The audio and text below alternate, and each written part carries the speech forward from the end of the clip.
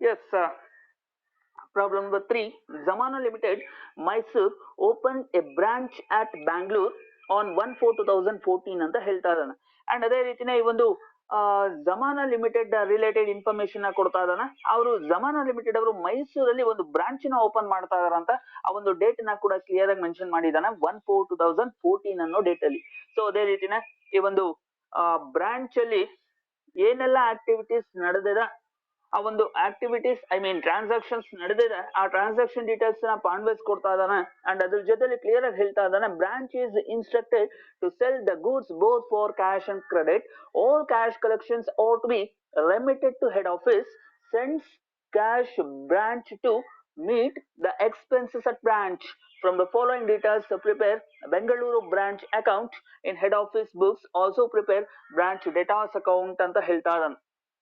So ಇಲ್ಲಿ clear ಆಗಿ ಹೇಳ್ತಾ ಇದ್ದಾನೆ, ಈ ಒಂದು ಮೈಸೂರಲ್ಲಿ ಇರ್ತಕ್ಕಂಥ ಹೆಡ್ ಆಫೀಸ್ ಏನಿದೆ, ಆ ಒಂದು ಹೆಡ್ ಆಫೀಸ್ ಅವರು ಕ್ಲಿಯರ್ ಆಗಿ ಇನ್ಸ್ಟ್ರಕ್ಟ್ ಮಾಡ್ತಾ ಇದಾರೆ ಅಂತ ಬೆಂಗಳೂರಲ್ಲಿ ಓಪನ್ ಮಾಡಿರ್ತಕ್ಕಂಥ ಒಂದು ಬ್ರಾಂಚ್ಗೆ ಏನೇ ಒಂದು ಸೇಲ್ಸ್ ಆಗ್ಲಿ, ಅದು ಕ್ಯಾಶ್ ಮತ್ತೆ ಕ್ರೆಡಿಟ್ ಸೇಲ್ಸ್ ಎರಡೂ ಕೂಡ ಬೋತ್ ಟೈಪ್ಸ್ ಆಫ್ ಸೇಲ್ಸ್ ನ ಕೂಡ ಮಾಡಿ ಅಂತ ಹೇಳ್ತಾ ಇದಾರಂತೆ. ಅದೇ ರೀತಿನೇ ಆ ಒಂದು ಕ್ಯಾಶ್ ರಿಲೇಟೆಡ್ ಏನೇ ಒಂದು ಎಕ್ಸ್ಪೆನ್ಸ್ ಆದ್ರೂ ಕೂಡ ಅದನ್ನ ಹೆಡ್ ಆಫೀಸ್ ಅವನು ಪೇ ಮಾಡ್ತೀನಿ ಅಂತ ಹೇಳ್ತಾ ಇದ್ದಾನೆ. ಅದ್ರ ಜೊತೆಲಿ ಇಲ್ಲಿ ಡೀಟೇಲ್ಸ್ ನ ಕೂಡ ಕೊಡ್ತಾ ಇದ್ದಾನೆ, ಟ್ರಾನ್ಸಾಕ್ಷನ್ಸ್ ಡೀಟೇಲ್ಸ್. ಇದನ್ನೆಲ್ಲವನ್ನು ಕೂಡ ಬೇಸ್ ಆಗಿಟ್ಕೊಂಡು ಅವ್ನು ಕೇಳಿರ್ತಕ್ಕಂಥದ್ದು ಇಲ್ಲಿ that is branch account and as well as ಅದ್ರ ಜೊತೆಲಿ ಯಾವ ಅಕೌಂಟ್ ನ ಪ್ರಿಪೇರ್ ಮಾಡ್ಬೇಕಂತ, that is total debtors account ನ ಕೂಡ ಪ್ರಿಪೇರ್ ಮಾಡಿ ಅಂತ ಹೇಳ್ತಾ ಇದ್ದಾನೆ.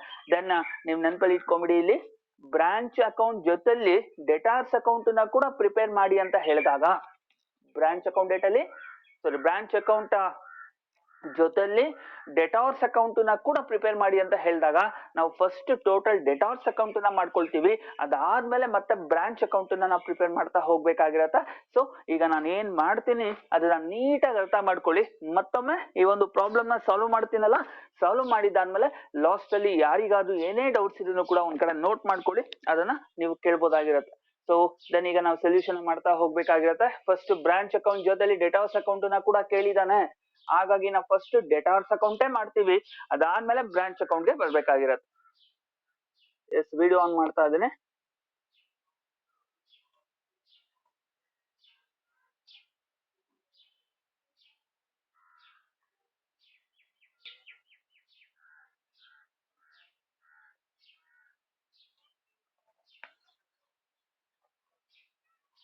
ಎಸ್, ನಾವೀಗ ಫಸ್ಟ್ ಅವನು ಹೇಳಿರ್ತಕ್ಕಂಥದ್ದು ದಟ್ ಈಸ್ ಬ್ರಾಂಚ್ ಮತ್ತೆ ಅದ್ರ ಜೊತೆಲಿ ಡೆಟಾರ್ಸ್ ಅಕೌಂಟ್. ಹಾಗಾಗಿ ಫಸ್ಟ್ ನಾವು ಡೆಟಾರ್ಸ್ ಅಕೌಂಟ್ ನ ಪ್ರಿಪೇರ್ ಮಾಡ್ತೀವಿ. ದೆನ್ ಬರ್ಕೊಳ್ಳಿ, ಫಸ್ಟ್ ಟೋಟಲ್ ಡೆಟಾರ್ಸ್ ಅಕೌಂಟ್ ನ ಪ್ರಿಪೇರ್ ಮಾಡ್ಬೇಕಾಗಿರತ್ತ.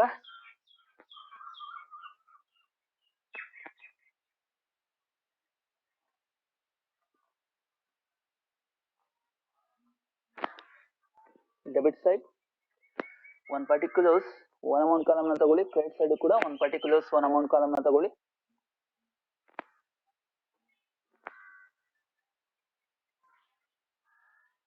Debit side one particulars amount column, credit side ಕೂಡ ಒನ್ ಪರ್ಟಿಕ್ಯುಲರ್ಸ್ ಅಮೌಂಟ್ ಕಾಲಮ್ ನ ತಗೊಳ್ಳಿ. ನಮಗೆ ಯಾವ ರೀತಿ ರೈಟ್ ಹ್ಯಾಂಡ್ ಲೆಫ್ಟ್ ಹ್ಯಾಂಡ್ ಇದೆ, ಅದೇ ರೀತಿನೇ ಇಲ್ಲಿ debit side credit side clear ಆಗಿ ಬರೀರಿ. ಒಂದು ಅಕೌಂಟ್ ನ ಕೂಡ ಪ್ರಿಪೇರ್ ಮಾಡಬೇಕಾಗಿದ್ರ particulars amount rupees and particulars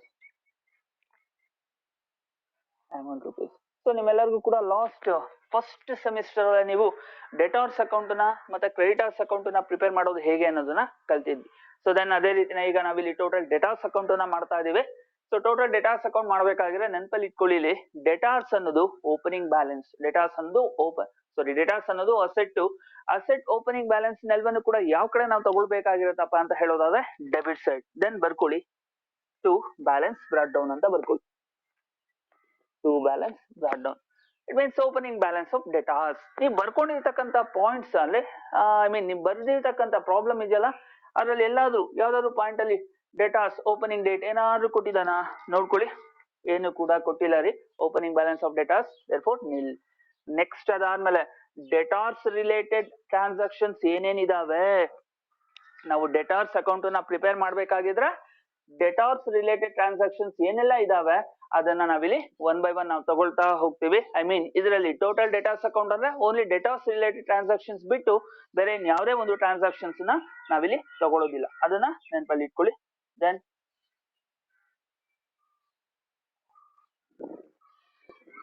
so ಇಲ್ಲಿ ಒನ್ ಬೈ ಒನ್ ನೋಡ್ತಾ ಹೋಗೋದಲ್ಲ. Point number 1 stock of goods, ಅದು ಸ್ಟಾಕ್ ರಿಲೇಟೆಡ್ ಬೇಡ. ಪೆಟಿ ಕ್ಯಾಶು ಬೇಡ.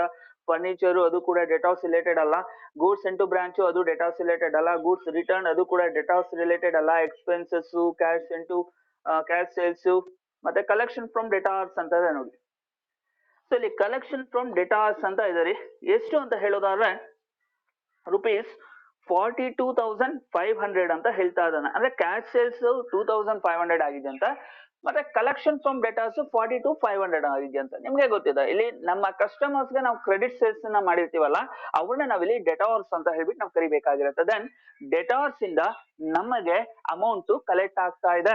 ಎಷ್ಟು ಅಮೌಂಟ್ ಕಲೆಕ್ಟ್ ಆಗ್ತಾ ಇದೆ? 42,500. ಅಫ್ಕೋರ್ಸ್ ಡೆಟಾರ್ ಅನ್ನೋನು ಪರ್ಸನ್ ಆಗಿರೋದ್ರಿಂದ ನಾವಿಲ್ಲಿ ಪರ್ಸನಲ್ ಅಕೌಂಟ್ ರೂಲ್ ಅನ್ನು ನಾವಿಲ್ಲಿ ಅಪ್ಲೈ ಮಾಡ್ಕೊಂತೀವಿ. That is debit the receiver, credit the ಗಿವರ್. ಹಾಗಾದ್ರೆ ಡೆಟಾರ್ಸ್ ಇಂದ ನಾವು ಅಮೌಂಟ್ ನ ಕಲೆಕ್ಟ್ ಮಾಡ್ತಾ ಇದೀವಿ. ಹಾಗಾದ್ರೆ ಅವನು ರಿಸೀವರ್ ಗಿವರ್?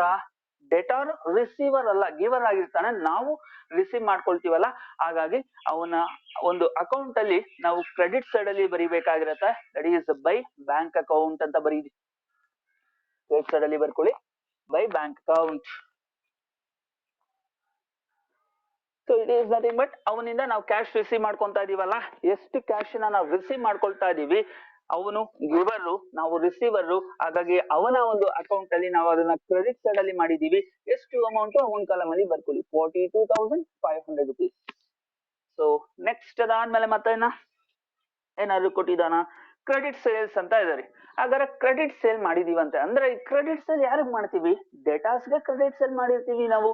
ಹಾಗಾಗಿ ನಿಮ್ಗೆ ಗೊತ್ತಿರೋ ಹಾಗೆ ಸೇಲ್ ಮಾಡಿದೀವಿ. ಹಾಗಾದ್ರೆ ನಾವು ಅವನಿಗೆ ಸೇಲ್ ಮಾಡಿದೀವಿ ಅಂತ ಹೇಳೋದಾದ್ರೆ, ಅವನ ವ್ಯೂ ಅಲ್ಲಿ ಯೋಚನೆ ಮಾಡಿ. ಈಗ ಅವನು ರಿಸೀವರ್ ಗಿವರ್? ಅವನು ರಿಸೀವರ್ ಆಗಿರ್ತಾನೆ. ದೆನ್ ಅವನು ರಿಸೀವರ್ ಆಗಿರೋದ್ರಿಂದ ಅವನ ಒಂದು ಅಕೌಂಟ್ ಅಲ್ಲಿ ನಾವೇನ್ ಮಾಡ್ಬೇಕಾಗಿರುತ್ತೆ? ಕ್ರೆಡಿಟ್ ಸೇಲ್ ನ ಡೆಬಿಟ್ ಮಾಡ್ತೀವಿ. ದೆನ್ ಬರ್ಕೊಳ್ಳಿ ಟು ಕ್ರೆಡಿಟ್ ಸೇಲ್ಸ್. ಎಷ್ಟು ಕ್ರೆಡಿಟ್ ಸೇಲ್ ಮಾಡಿರೋದು? 51,000 ಅಲ್ಲ? ಎಸ್ 51,000. ಸೊ ನೆಕ್ಸ್ಟ್ ಅದಾದ್ಮೇಲೆ ಮತ್ತೆ ಇಲ್ಲಿ ಕ್ರೆಡಿಟ್ ಸೇಲ್ ಕೊಟ್ಟಿದ್ದಾನೆ. ಅದಾದ್ಮೇಲೆ ಕ್ಲೋಸಿಂಗ್ ಸ್ಟಾಕ್ ಕೊಟ್ಟಿದ್ದಾನೆ. ಬೇಕಿಲ್ಲ ನಮಗೆ ಬೇಕಾಗಿರೋದು only debtors related. Then closing petty cash ಮತ್ತೆ ಡಿಪ್ರಿಸಿಯೇಷನ್ ಅದು ಕೂಡ ಡೇಟಾಸ್ ರಿಲೇಟೆಡ್ ಅಲ್ಲ ರೀ. ಹಾಗಾಗಿ ಅವೆರಡು ಕೂಡ ತಗೊಳಕ್ ಹೋಗ್ಬೇಡಿ. ಲಾಸ್ಟ್ ಪಾಯಿಂಟ್ ಇದೆ ನೋಡಿ, ಡಿಸ್ಕೌಂಟ್ ಅಲೌಡ್ ಟು ಡೇಟಾಸ್ ಅಂತ ಇದೆಯಪ್ಪ. ಹಾಗಾದ್ರೆ ಡಿಸ್ಕೌಂಟ್ ಅಲೌಡ್ ಟು ಡೇಟಾಸ್, ಯಾರಿಗೆ ಡಿಸ್ಕೌಂಟ್ ಕೊಡ್ತಾ ಇರೋದು? ನಾವು ಅವನಿಗೆ ಡಿಸ್ಕೌಂಟ್ ಕೊಡ್ತಾ ಇದೀವಿ. ಏನು ಕೊಡ್ತೀವಿ?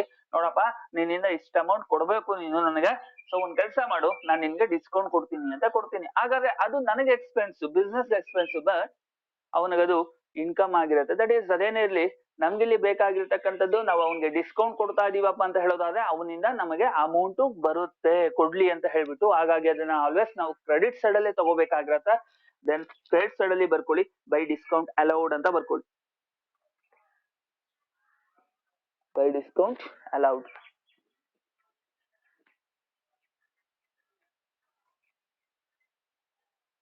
ಎಷ್ಟು ಡಿಸ್ಕೌಂಟ್ ಕೊಡ್ತಾ ಇರೋದು? 1,800 rupees.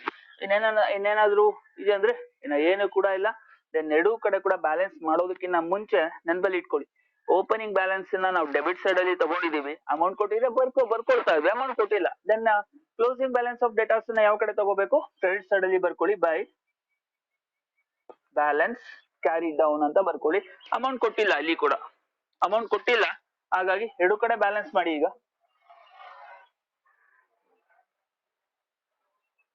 ಯಾವ ಕಡೆ ಜಾಸ್ತಿ ಬರುತ್ತೋ? ಆಬ್ವಿಯಸ್ಲಿ ಡೆಬಿಟ್ ಸೈಡ್ ಜಾಸ್ತಿ ಇದೆ ಸರ್ ಅಂತ ಹೇಳ್ತಿದ್ದೀರಿ, ರೈಟ್? ಎಸ್, ಡೆಬಿಟ್ ಸೈಡ್ ಅಲ್ಲಿ 51,000 ಇದೆ. ದೆನ್ ಅದೇ ಅಮೌಂಟ್ ನ credit side total amount column ಅಲ್ಲಿ ಕೂಡ ಅಷ್ಟೇ ಅಮೌಂಟ್ ನ ಬರ್ಕೊಳ್ಳಿ. ಹಾಗಾದ್ರೆ ನಮಗೆ ಕ್ರೆಡಿಟ್ ಬ್ಯಾಲೆನ್ಸ್ ಕೂಡ ನಮ್ಗೆ 51,000, 51,000 rupees ಬರ್ಬೇಕು ಅಂದ್ರೆ ಎಷ್ಟು ಅಮೌಂಟ್ ಶಾರ್ಟೇಜ್ ಇದೆ? 6,700 rupees ಶಾರ್ಟೇಜ್ ಇದೆ, ರೈಟ್? ಆ ಒಂದು 6,700 ಏನ್ ಶಾರ್ಟೇಜ್ ಬಂತು ಅದನ್ನೇ ನಾವು ಕ್ಲೋಸಿಂಗ್ ಬ್ಯಾಲೆನ್ಸ್ ಆಫ್ ಡೆಟಾರ್ಸ್ ಅಂತ ಹೇಳ್ತೀವಿ. ಹಾಗಾಗಿ ಆ ಒಂದು 6,000 ಎಷ್ಟು? ಎಸ್, 6,700 ಅದನ್ನ ಕ್ಲೋಸಿಂಗ್ ಬ್ಯಾಲೆನ್ಸ್ ಆಫ್ ಡೆಟಾರ್ಸ್ ಅಂತ ಹೇಳ್ತೀವಿ. ಬೈ ಬ್ಯಾಲೆನ್ಸ್ ಕ್ಯಾರಿ ಡೌನ್ ಅಂತ ಬರ್ದಿದ್ರಲ್ಲ, ಅದ್ರ ಅಪೋಸಿಟ್ ಅಮೌಂಟ್ ಕಾಲಮ್ ಅಲ್ಲಿ ಕ್ಲಿಯರ್ ಆಗಿ ಬರ್ಕೊಳ್ಳಿ. ಹಾಗಾಗಿ ನಮ್ಗೆ ಇಲ್ಲಿ ಕ್ಲೋಸಿಂಗ್ ವ್ಯಾಲ್ಯೂ ಆಫ್ ಡೇಟಾಸ್ ಅನ್ನ ನಾವಿಲ್ಲಿ ಫೈಂಡ್ ಔಟ್ ಮಾಡಿದೀವಿ. ಬ್ರಾಕೆಟ್ ಅಲ್ಲಿ ಬರ್ಕೊಳ್ಳಿ ಬ್ಯಾಲೆನ್ಸ್ ಇನ್ ಪಿರೋ, ದಟ್ ಈಸ್ ಇದನ್ನ ನಾವು ಫೈಂಡ್ ಔಟ್ ಮಾಡಿದೀವಿ ಅಂತ ಅರ್ಥ. ಸೊ ನಿಮ್ಗೆ ಗೊತ್ತಿದೆ. ಸೊ ಮತ್ತೆ ಹೇಳೋ ನೆಸೆಸಿಟಿ ಇಲ್ಲ. ನೀವು ಡೇಟಾಸ್ ಮತ್ತೆ ಕ್ರೆಡಿಟರ್ಸ್ ಅಕೌಂಟ್ ಅನ್ನ ಆಲ್ರೆಡಿ ಲಾಸ್ಟ್ ಸೆಮಿಸ್ಟರ್ ಅಲ್ಲೇ ಪ್ರಿಪೇರ್ ಮಾಡಿದ್ರಿ. ದೆನ್ ಆದ್ರೂ ಕೂಡ ನಮ್ಗೆ ಇಲ್ಲಿ ಡೇಟಾಸ್ ಮತ್ತೆ ಕ್ರೆಡಿಟರ್ಸ್ ಅಕೌಂಟ್ ನಮ್ಗೆ ಇಲ್ಲಿ ಬೇಕಾಗಿರೋದು ಡೇಟಾಸ್ ಅಕೌಂಟ್ ಮಾಡ್ತಾ ಇದೀವಿ. ಈಗಾಗಲೇ ಡೇಟಾಸ್ ಅಕೌಂಟ್ ನ ಏನು ಪ್ರಿಪೇರ್ ಮಾಡ್ತೀವಿ, ಐದು ಕ್ಲೋಸಿಂಗ್ ವ್ಯಾಲ್ಯೂ ಆಫ್ ಡೇಟಾಸ್ ನಮ್ಗೆ ಬೇಕಾಗಿದ್ರೆ, ಅಥವಾ ಅವನಿಗೆ ಎಷ್ಟು ಕ್ರೆಡಿಟ್ ಸೇಲ್ಸ್ ಮಾಡಿದೀವಿ ಅಂತ ಬೇಕಾಗಿದ್ರೆ, ಸೊ ಅಂತ ಸಂದರ್ಭದಲ್ಲಿ ನಾವೇನ್ ಮಾಡ್ತೀವಪ್ಪ ಅಂತ ಹೇಳೋದಾದ್ರೆ ಡೇಟಾಸ್ ಅಕೌಂಟ್ ನ ನಾವು ಪ್ರಿಪೇರ್ ಮಾಡ್ಬೇಕಾಗಿರುತ್ತೆ. ದೆನ್ ಇಲ್ಲಿ ಕೂಡ ಅಷ್ಟೇ, ಇಲ್ಲಿ ಅವನೇ ಹೇಳಿದಾನೆ ಡೇಟಾಸ್ ಅಕೌಂಟ್ ನ ಪ್ರಿಪೇರ್ ಮಾಡಿ ಬ್ರಾಂಚ್ ಅಕೌಂಟ್ ಜೊತೆಲಿ ಅಂತ ಹೇಳ್ತಾ ಇದ್ದಾನೆ. ಹಾಗಾಗಿ ನಾವು ಬ್ರಾಂಚ್ ಅಕೌಂಟ್ ನ ಮಾಡೋದಕ್ಕಿಂತ ಮುಂಚೆ ಟೋಟಲ್ ಡೇಟಾಸ್ ಅಕೌಂಟ್ ನ ಮಾಡ್ಕೊಂತೀವಿ. ಅದಾದ್ಮೇಲೆ ಮತ್ತೆ ನಾವೀಗ ಬ್ರಾಂಚ್ ಅಕೌಂಟ್ ನ ಮಾಡ್ಬೇಕಾಗಿರುತ್ತೆ. ನೆಕ್ಸ್ಟ್ ಬರ್ಕೊಳ್ಳಿ ಬ್ರಾಂಚ್ ಅಕೌಂಟ್ ಅಂತ ಹೇಳ್ಬಿಟ್ಟು. ಈಗ ನಾ ಬ್ರಾಂಚ್ ಅಕೌಂಟ್ ನ ನಾವು ಮಾಡ್ತಾ ಹೋಗ್ಬೇಕಾಗಿರುತ್ತೆ.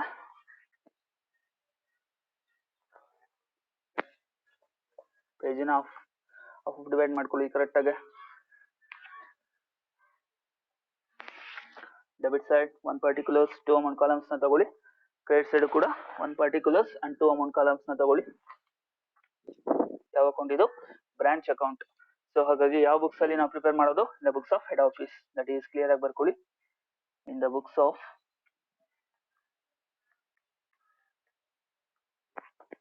Head office. ಯಾವುದು ಹೆಡ್ ಆಫೀಸು? ಬ್ರಾಕೆಟ್ ಅಲ್ಲಿ ಬರ್ಕೊಳ್ಳಿ, ಮೈಸೂರು ಹೆಡ್ ಆಫೀಸ್. ಅದು Mysuru head office. So Zamana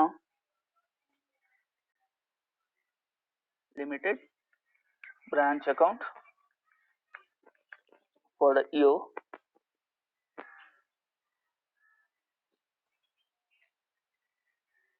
Zamana Limited Bangalore branch account for the EO. So ಯಾವ ಇಯರ್ ಇಲ್ಲಿ ಕೊಟ್ಟಿರೋದು? ಯಾವಾಗಂತೆ? ಲಾಸ್ಟ್ ಕ್ಲೋಸಿಂಗ್ ಡೇಟ್ ನೋಡಿ 31st March ಅಲ್ಲಿ ಕೊಟ್ಟಿರೋದು. ದಟ್ ಈಸ್ ಎಲ್ಲಿದೆ? ಸಾರಿ, ಎಲ್ಲಿ ಇಲ್ಲ ಫಸ್ಟ್ ಅಲ್ಲಿ ಅಂತ ಹೇಳೋದಾದ್ರೆ ಅವ್ನು ಇನ್ಫಾರ್ಮೇಶನ್ ಕೊಟ್ಟಿರ್ತಾನೆ ನೋಡಿ. Asset closing value of assets ಅನ್ನ ಕೊಟ್ಟಿರ್ತಾನಲ್ಲ, ಅದನ್ನ ನೀವು ಇಲ್ಲಿ ಫಸ್ಟ್ ನೋಡ್ಕೊಳ್ಬೇಕಾಗಿರುತ್ತೆ. ದಟ್ ಈಸ್ ಯಾವಾಗ? 30th September ಅಂತ ಕೊಟ್ಟಿದ್ದಾನೆ ರೀ. ಸೊ ಹಾಗಾಗಿ 30th September ನಾವು ಪ್ರಿಪೇರ್ ಮಾಡ್ತಾ ಇದೀವಿ. 30th September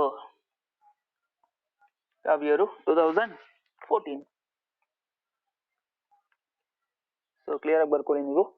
particulars amount rupees, particulars amount rupees.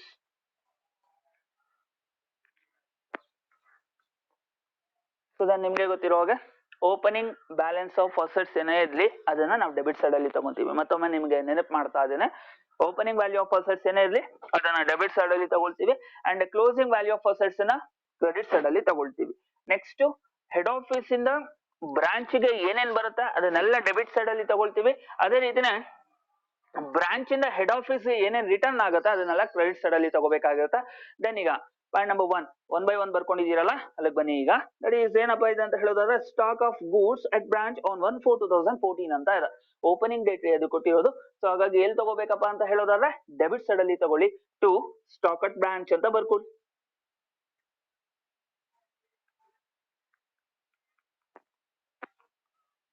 To stock at branch rupees ಎಷ್ಟು ಅಂತ ಡೈರೆಕ್ಟ್ ಔಟರ್ ಅಮೌಂಟ್ ಕಾಲಮ್ ಅಲ್ಲಿ ರುಪೀಸ್ 5000 ಕೊಟ್ಟಿದ್ದಾನಲ್ಲ, ಡೈರೆಕ್ಟ್ ಬರ್ಕೊಂಡ್ಬಿಡಿ. ನೆಕ್ಸ್ಟ್ ಆಮೇಲೆ ಪಾಯಿಂಟ್ ನಂಬರ್ 2 ಪೆಟಿ ಕ್ಯಾಶ್ 1/4/2014 ಅಂತ ಹೇಳ್ತಾ ಇದ್ದಾನೆ. ಇದು ಕೂಡ ಓಪನಿಂಗ್ ಡೇಟ್ ಅಲ್ಲಿ ಇದೆ. ಅಫ್ಕೋರ್ಸ್ ಪೆಟಿ ಕ್ಯಾಶ್ ಅನ್ನೋದು ಕೂಡ ನಮಗೆ opening balance of petty cash ಏನಿದೆ ಅದು ಓಪನಿಂಗ್ ಡೇಟ್ ಅಲ್ಲಿ ಇರೋದ್ರಿಂದ ಯಾವ ಕಡೆ ತಗೋಬೇಕು? Debit side to petty cash at branch. ಎಷ್ಟಿದೆ ಅಮೌಂಟ್? ರುಪೀಸ್ 150 ಕೊಟ್ಟಿದ್ದಾನ. ಹಾಗಾಗಿ ಡೈರೆಕ್ಟ್ ಅಮೌಂಟ್ ಕಾಲಮ್ ಅಲ್ಲಿ ಬರ್ಕೊಂಡ್ಬಿಡಿ, rupees 150 rupees. Next point number 3 ನೋಡ್ಕೊಳ್ಳಿ, ಫರ್ನಿಚರ್ ಓಪನಿಂಗ್ ಡೇಟ್ ಅಲ್ಲಿ ಇದೆಯಪ್ಪ. ಹಾಗಾದ್ರೆ ಫರ್ನಿಚರ್ ಅನ್ನೋದು ಕೂಡ ನಿಮ್ಗೆ ಗೊತ್ತಿದೆ, ಅದು fixed asset. Then asset opening date ಅಲ್ಲಿ ಯಾವ ಕಡೆ ತಗೋಬೇಕು? ಡೆಬಿಟ್ ಸೈಡ್ ಅಲ್ಲಿ ತಗೋಬೇಕು. ದೆನ್ ಬರ್ಕೊಳ್ಳಿ to furniture at branch.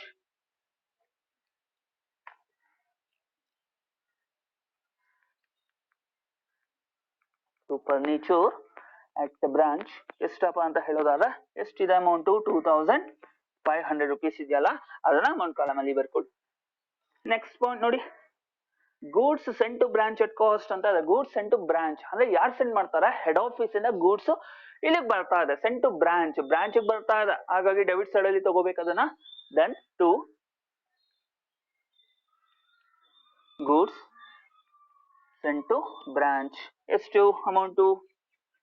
50,000 amount column ಅಲ್ಲಿ ಬರೀ 50,000 rupees ವರ್ತ್ ವ್ಯಾಲ್ಯೂ ಇರ್ತಕ್ಕಂಥ ಗೂಡ್ಸ್ ಬರ್ತಾ ಇದೆ ಬ್ರಾಂಚ್ಗೆ debit. Next goods return from branch ಅಂತ ಅದ. Goods return from branch, branch ಇಂದ ಗೂಡ್ಸ್ ಏನಾಗ್ತದ ರಿಟರ್ನ್ ಆಗ್ತದ. ಯಾವ ಕಡೆ ಬರೀಬೇಕು, ಹೋದ್ರ ಬ್ರಾಂಚ್ ಬಂದ್ರೆ ಡೆಬಿಟ್, ಬ್ರಾಂಚ್ ಇಂದ ಹೋದ್ರೆ ರಿಟರ್ನ್ ಆದ ಕ್ರೆಡಿಟ್ ಸೈಡ್. ದೆನ್ ಬರ್ಕೊಳ್ಳಿ by goods return to goods return by branch.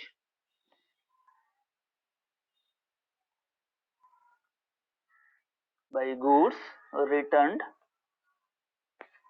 From branch. ಎಷ್ಟು ಅಮೌಂಟ್ ಇದೆ ಅದನ್ನ ಅಮೌಂಟ್ ಕಾಲಮ್ ಅಲ್ಲಿ ಬರ್ಕೊಳ್ಳಿ. ಎಷ್ಟು ಅಮೌಂಟ್ 3000 ಇದೆಯಪ್ಪ, ಅಮೌಂಟ್ ಕಾಲಮ್ ಅಲ್ಲಿ ಬರೀರಿ 3000 rupees. ನೆಕ್ಸ್ಟ್ ಪಾಯಿಂಟ್ ನೋಡಿ, expenses paid by head office. ಅಂದ್ರೆ expenses paid by head office ಅಂತ, ಹೆಡ್ ಆಫೀಸ್ ಅವನು ಎಕ್ಸ್ಪೆನ್ಸಸ್ ನ ಪೇ ಮಾಡ್ತಾ ಇದ್ದಾನೆ. ಹೆಡ್ ಆಫೀಸ್ ಅವನು ಎಕ್ಸ್ಪೆನ್ಸಸ್ ನ ಪೇ ಮಾಡ್ತಾ ಇದ್ದಾನೆ. ದೆನ್ ಯಾವ ಎಕ್ಸ್ಪೆನ್ಸಸ್ ಈ ಒಂದು ಬ್ರಾಂಚ್ ಆಗಿರುತ್ತಲ್ಲ ಆ ಎಕ್ಸ್ಪೆನ್ಸಸ್ ನ ಅವನು ಪೇ ಮಾಡ್ತಾ ಇದ್ದಾನೆ. ಸೊ ನಿಮ್ಗೆ ಗೊತ್ತಿರುವಾಗ ಆ ಎಕ್ಸ್ಪೆನ್ಸಸ್ ಬ್ರಾಂಚ್ ಆಗಿರ್ತಕ್ಕಂಥ ಎಕ್ಸ್ಪೆನ್ಸಸ್ ಅವನು ಪೇ ಮಾಡ್ತಾ ಇದ್ದಾನೆ ಅಂತ ಹೇಳೋದಾದ್ರೆ ಹೆಡ್ ಆಫೀಸ್ ಇಂದ ಅಮೌಂಟ್ ಇಲ್ಲಿಗೆ ಬರುತ್ತೆ, ಇವನು ಪೇ ಮಾಡ್ಬೇಕಾಗಿರತ್ತೆ. ದೆನ್ ಆದ್ರಿಂದ ಅದನ್ನ ನಾವು ಡೆಬಿಟ್ ಸೈಡ್ ಅಲ್ಲಿ ತಗೋಬೇಕಾಗಿರತ್ತೆ. ಎಷ್ಟಪ್ಪ ಅಂತ ಹೇಳೋದಾದ್ರೆ 10,000 ಎಸ್ ಕ್ಯಾಶ್ ಬರ್ತಾ ಇದೆ ಫಾರ್ ಎಕ್ಸ್ಪೆನ್ಸಸ್ ಗೋಸ್ಕರ. ಹಾಗಾಗಿ ಒಂದ್ ಕೆಲಸ ಮಾಡಿ, ಅದನ್ನ ಟು ಬ್ಯಾಂಕ್ ಅಕೌಂಟ್ ಅಂತ ಬರ್ಕೊಳ್ಳಿ. To bank account. ಎಷ್ಟು ಅಮೌಂಟ್ ಬಂತು 10,000 ಬಂದಿದೆಯಲ್ಲ, ಅದನ್ನ ಅಮೌಂಟ್ ಕಾಲಮ್ ಅಲ್ಲಿ ಬರ್ಕೊಳ್ಳಿ 10,000 rupees. ನೆಕ್ಸ್ಟ್ ಅದಾದ್ಮೇಲೆ ಮತ್ತೆ ಏನಿದೆ, so cash sent by head office for petty cash ಅಂತ ಇದೆಯಪ್ಪ. ಕ್ಯಾಶ್ 10,000 ಅನ್ನೋದು, 1 minute ಇರಿ. Goods and to branch, okay yes correct ಆಗಿದೆ. So cash sent by head office for petty cash ಅಂತ ಹೇಳ್ತಾ ಇದ್ದಾನೆ. ಸೊ ಇಲ್ಲೇನು ಕ್ಯಾಶ್ ನ ಸೆಂಡ್ ಮಾಡ್ತಾ ಇದ್ದಾನೆ, ಆ ಒಂದು ಕ್ಯಾಶ್ ಏನ್ ಸೆಂಡ್ ಮಾಡ್ತಾ ಇದ್ದಾನೆ ಆ